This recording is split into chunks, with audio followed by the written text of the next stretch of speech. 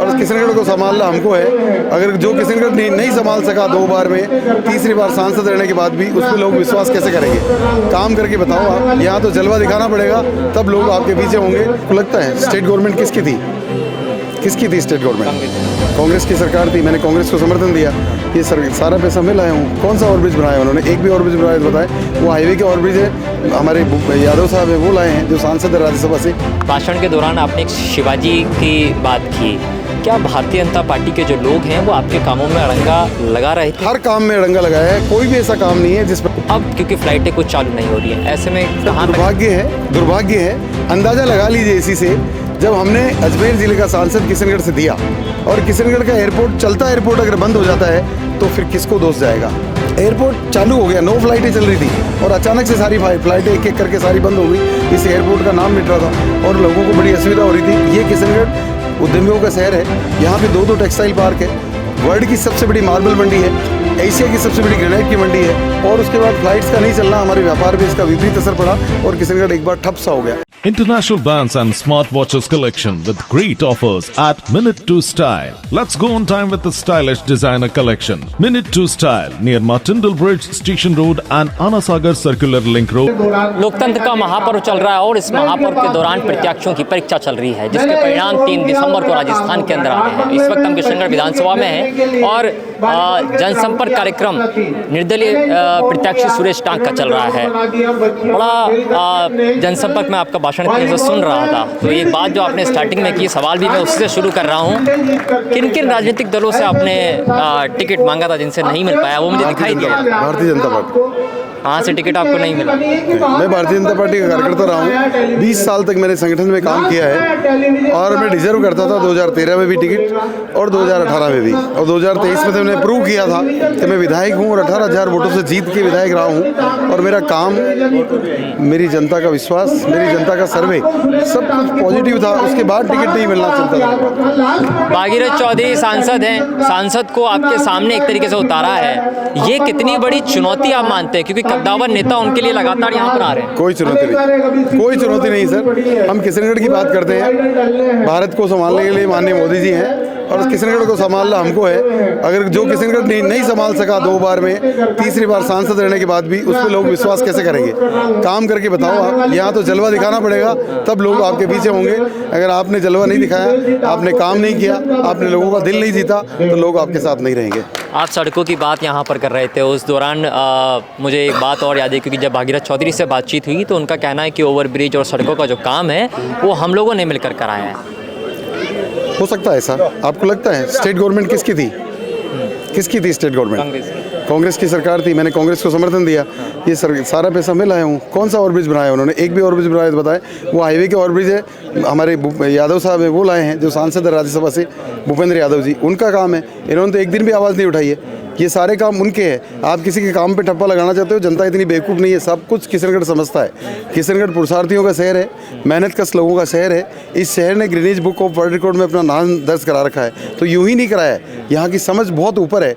अब वो जिस तरीके से चुनाव लड़ते आए हैं उसी तरीके से आज लड़ना चाहते हैं। वो परिदृश्य बदल चुका है। किशनगढ़ ने बहुत कुछ देखा है। किशनगढ़ ने विधायक का मतलब समझ लिया है। किशनगढ़ ने विधायक का काम करते हुए देख लिया। किशनगढ़ ने विधायक का पावर देख लिया। हमने ज़मीन पर काम किया है, ज़मीनों के लिए काम नहीं किया है। यही फ़र्क है बस। एक के लिए योगी आ रहे हैं, अमित शाह आ रहे हैं, एक के लिए अशोक गहलोत आ रहे हैं, पायलट आ रहे हैं। ये इतने बड़े कद्दावर नेता आ रहे हैं, इनके सामने कैसे? आप देख लीजिए, ये घबराहट है या बौखलाहट है या डर है? मैं तो अकेला हूँ, मेरी जनता मेरे साथ है और मैं अकेला कर रहा हूँ। मैं ही मेरा स्टार प्रचारक हूँ। मेरी जनता मेरी स्टार प्रचारक है। कोई नहीं है मेरे मंच पे। ये सब लोग जो इस शहर के गणमान्य जन हैं वो है, और इनका प्यार उमड़ उमड़ के आपको नजर आ रहा है। अच्छा, एक बात अभी आपने मन से कही कि गांव में जब आप जा रहे हैं तो लोग कहीं हमला भी कर रहे हैं, कहीं कुछ। कौन लोग? बिल्कुल।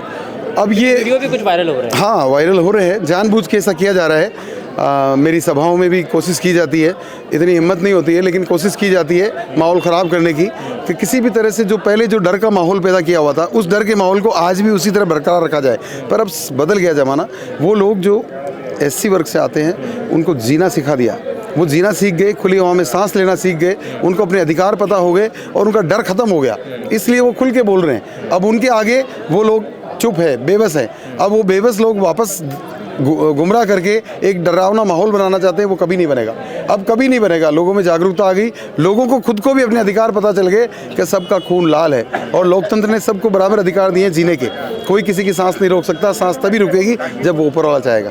भागीरथ चौधरी या विकास चौधरी, दोनों में से चुनौती कौन है? मेरे लिए कोई चुनौती नहीं, दोनों ही प्रत्याशी नहीं ना कोई भी चुनौती नहीं है। बहुत क्लियर हूँ। इसका कारण है, इसका कारण ये है, मुझे टिकट मेरी जनता ने दिया है, मुझे टिकट मेरी जनता ने दिया है, चुनाव लड़ने का पावर मुझे जनता ने दिया है, चुनाव लड़ने की अनुमति मुझे मेरी जनता ने दी है। मैं चिंता किस बात की करूं? जनता का रिवोल्ट आपको नज़र आ रहा है, दिख रहा है कि जनता किस तरह से खड़ी है। शहरों में ये स्थिति है, आप एक बार मेरे साथ गाँव में चलिए, मुझे ज़मीन पर नहीं चलने देते हैं, मुझे कंधे पे उठा के रखते हैं लोग। अभी जो चुनाव प्रचार की कैंपेनिंग चल रही है, मतलब इतना अथा समुद्र, इतनी था भीड़, काम बोलता है सर, हमने काम करके दिल जीता लोगों। अगर चुनाव जीत जाते हैं तो क्या जिस पार्टी से टिकट की आप मांग कर रहे थे वापस उसमें चल जाएंगे? सर ऐसा कुछ नहीं है, मेरे किशनगढ़ का भला जहाँ पे होगा मैं उसी के साथ जाऊँगा, जिसकी सरकार बनेगी उसके साथ जाऊँगा, सीधी सी बात है। मुझे तो मेरे शहर का भला करना है और जिसकी स्टेट में सरकार होगी उसके साथ जाना है, और जाऊँगा तभी मेरे शहर का भला होगा, नहीं तो होना नहीं है। मेरी किसी से भी लड़ाई नहीं है, मेरी सभी से दोस्ती है। अभी कांग्रेस की सरकार को समर्थन दिया, काम लाए, कल किसी और की सरकार बनती है वापस कांग्रेस की बनती, किसकी भी बनो, सरकार के साथ जाऊँगा। कांग्रेस सरकार की आपने बात की समर्थन की, इसलिए सवाल पूछ रहा हूँ क्योंकि उस समय सुगबुगाहट ये थी कि आप मानेसर जान रहे, मानेसर सचिन पायलट को सपोर्ट दे रहे हैं। तो उस वक्त की स्थिति को अगर थोड़ा सा आप शॉर्ट में बता पाएँ कि वाकई आप पायलट के साथ थे या नहीं? ऐसा कुछ नहीं सर, मैं तो सरकार को समर्थन दिया हुआ था। हमारे साथ एक्चुअली चोट हुई थी, हम किसी के साथ नहीं थे, हम सब के साथ थे, कांग्रेस के साथ थे। हमने समर्थन दिया था, हम काहे को जाते? हम दिल्ली हमारे काम से गए थे, उनको लगा शायद वो दौर ऐसा आया और ऐसा लगा उनको कि हम मानेसर थे ही नहीं, हम तो वहीं थे। उसके बाद हमारे खिलाफ मुकदमा दर्ज हुआ तो हम भी फिर वहीं रह गए दिल्ली। जब मुकदमा ही दर्ज करा दिया तो फिर आने की क्या जरूरत है? भाषण के दौरान आपने एक शिवाजी की बात की, क्या भारतीय जनता पार्टी के जो लोग हैं वो आपके कामों में अड़ंगा लगा रहे थे? हर काम में अड़ंगा लगाया है, कोई भी ऐसा काम नहीं है जिस पर अड़ंगा नहीं लगाया गया। हर काम आप देख लीजिए, महाराज शिवाजी जैसी अगर मूर्ति को हम लगा रहे हैं, उस मूर्ति की चिट्ठी अप्रूव के साथ मेरे पास एक चिट्ठी लिखी गई नगर परिषद में, उस पर एतराज़ लगा के उसको रोका गया। मैंने संघ के अधिकारियों को बोला, तब जाकर वो उसी दिन सेम डे वापस एक चिट्ठी पॉजिटिव आई। उसी ने, जिस संस्था ने लिखी उसी संस्था ने वापस नगर परिषद को लिखा कि हमें कोई एतराज़ नहीं, आप शिवाजी की मूर्ति लगाइए। अंदाज़ा लगा लीजिए आपको मुझे कितना विरोध करना पड़ा, किस तरह से संघर्ष के साथ मुझे काम करना पड़ा, पर मुझे प्रूव करना था मेरे साथ जनता की ताकत थी, इसलिए मैं किसी से डरा नहीं, मैं रुका भी नहीं और मैं थका भी नहीं। आखिरी 2 सवाल और लूँगा। एयरपोर्ट को लेकर क्या सोच रहे हैं? क्योंकि आपने जब आप मार्बल एसोसिएशन के अध्यक्ष थे तब आपने एक प्रयास किया था, अब क्योंकि फ़्लाइटें कुछ चालू नहीं हो रही हैं, ऐसे में कहाँ दुर्भाग्य है। अंदाज़ा लगा लीजिए इसी से, जब हमने अजमेर ज़िले का सांसद किशनगढ़ से दिया और किशनगढ़ का एयरपोर्ट, चलता एयरपोर्ट अगर बंद हो जाता है तो फिर किसको दोष जाएगा? जान लगा देनी चाहिए थी सारी की सारी, वहाँ उस लोकसभा में बैठ जाना चाहिए था विमानपत्तन मंत्रालय के सामने जाके कि मेरी फ़्लाइटें चालू कराई जाए, कैसे भी चालू कराई जाए, मेरी फ़्लाइटें चालू कराई जाए। बहुत मुश्किल के साथ बड़ा प्रयास था हमारा एयरपोर्ट लाने के लिए, अशोक पाटनी जी, किशनगढ़ मार्बल एसोसिएशन, सबके प्रयासों का नतीजा था कि यहाँ एयरपोर्ट आया। एयरपोर्ट चालू हो गया, 9 फ्लाइटें चल रही थी और अचानक से सारी फ्लाइटें एक एक करके सारी बंद हो गई। इस एयरपोर्ट का नाम मिट रहा था और लोगों को बड़ी असुविधा हो रही थी। ये किशनगढ़ उद्यमियों का शहर है, यहाँ पे 2 टेक्सटाइल पार्क है, वर्ल्ड की सबसे बड़ी मार्बल मंडी है, एशिया की सबसे बड़ी ग्रेनाइट की मंडी है, और उसके बाद फ्लाइट्स का नहीं चलना हमारे व्यापार पे इसका विपरीत असर पड़ा और किशनगढ़ एक बार ठप सा हो गया। ये चिंता सांसद महोदय को करनी चाहिए थी, जो करी नहीं, और वो चिंता ये कर रहे थे कि मैं कहाँ काम कर रहा हूँ उसको रोका जाए। एक टीम बना रखी थी, वो टीम मेरे लगातार पीछे पड़ी हुई रहती, इस काम को रोको, इसका विरोध करो, ये करो। क्योंकि एजेंसी नगर परिषद होती थी काम करने की या PWD होती, PWD का काम तो मैं करा लेता, लेकिन जहाँ एजेंसी मैंने नगर परिषद को बना रखी है वहाँ पे टेंडर नहीं होने देना, टेंडर हो गया तो वर्क ऑर्डर नहीं होने देना, वर्क ऑर्डर हो गया तो ठेकेदार को भुगतान नहीं होने देना, कामों को डिले किया गया और मुझे परेशान किया गया। एक आखिरी सवाल और, मार्बल मंडी में मैं काफ़ी घूमा, उसके बाद मार्बल एसोसिएशन के अध्यक्ष से भी मिला जी। ऑफ द रिकॉर्ड उन्होंने बहुत सारी बातें बोली। मार्बल मंडी में धूल तो आज भी वैसी ही है जैसी पहले हुआ करती। सर मुझे तो 5 साल हो गए वहाँ से आए हुए, मैंने तो देखा भी नहीं है वहाँ धूल उड़ती है नहीं उड़ती है, पर मैं तो वहाँ पे, आप वहाँ देख लेना, एक मशीन भी लाई थी। ये व्यापारी हैं सारे, पूछ लो कभी धूल का एक कण भी उड़ रहा था कि जब तक मैं था। अगर है तो मैं नहीं जानता, मुझे तो मार्बल एरिया में गए हुए बहुत टाइम हो गया। अब जाऊँगा सर 20 को कैंपेनिंग के लिए जाऊँगा, तब देखूँगा, अभी मुझे पता नहीं। जीत को लेकर कितना आश्वस्त है? सर 1000%।